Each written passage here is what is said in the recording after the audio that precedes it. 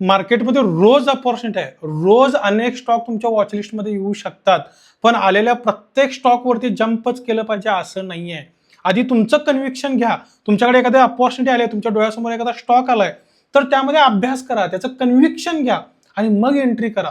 Conviction घेऊन entry केल्यानंतर सुद्धा एखादं कन्व्हिक्शन चुकू शकतं. 1 नाही 10 पैकी 7 कन्व्हिक्शन चुकू शकतात. ते ऍक्सेप्ट करायला शिका. आजकाल मी बघतोय की लोकांना इमोशनल झालेत. एखादा स्टॉक आपण बाय केला, तो लॉसमध्ये गेला, अटॅच करून बसतायत. इमोशनल अटॅचमेंट सुटत नाही आहे, ती सोडावी लागेल. तुम्ही लक्षात घ्या, एखादा स्टॉक जेव्हा निगेटिव्ह चाललाय याचा अर्थ त्याच्यामध्ये काहीतरी प्रॉब्लेम आहे. आत्ताच्या घडीला फार्मा आणि केमिकल सेक्टर सध्या ट्रेंडमध्ये आहे. समजा माझं एखादं कन्व्हिक्शन बनलं आणि मी एखादा स्टॉक बाय केला आणि उद्या अचानक ग्लोबल न्यूज आली निगेटिव्ह आणि तो स्टॉक खाली गेला, या गोष्टी माझ्या कंट्रोलमध्ये आहेत का? अजिबात नाहीये. माझ्या कंट्रोलमध्ये काय आहे? माझ्या कंट्रोलमध्ये स्टॉप लॉस आहे.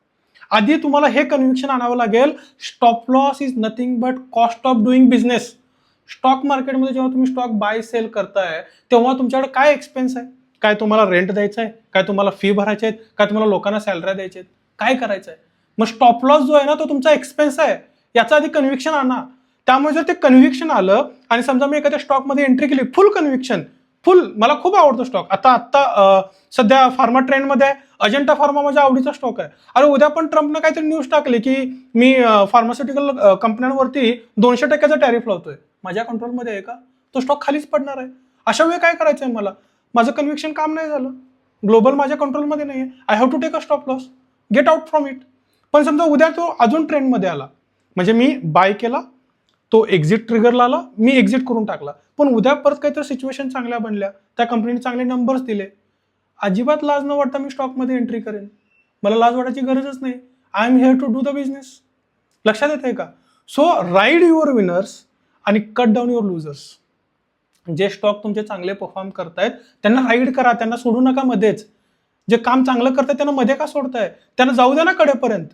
पण जे परफॉर्म बॅड करतायत, ज्यांचे नंबर चांगले येत नाहीत, मॅक्रो इकॉनॉमिक्स ज्यांच्या कंट्रोलमध्ये नाहीये, अशा स्टॉक्सना सोडून द्या. किती कंपन्या लिस्टेड आहेत? 6,000 पेक्षा जास्त कंपन्या लिस्टेड आहेत. तुम्ही कुणासोबतही बिझनेस करू शकता, कुणासोबतही. मग काय एकाला तुम्हाला इमोशनली अटॅच करून बसायचं आहे? थोडंसं जागे व्हा. त्यामुळं रिस्क फर्स्ट अप्रोचवरती काम करा. Stop loss is cost of doing business, याच्यावरती कन्व्हिक्शन घ्या. आणि एखादं कन्व्हिक्शन चुकू शकतं हे ऍक्सेप्ट करा. मी म्हणतो 10 पैकी 7 कन्व्हिक्शन, मी पुन्हा रिपीट करतोय, चुकतील, पण 3 कन्व्हिक्शन तुम्हाला कडेला घेऊन जातील. याच्यावरती काम करा. ठीक आहे? धन्यवाद. पुन्हा भेटू अशाच एका व्हिडिओमध्ये.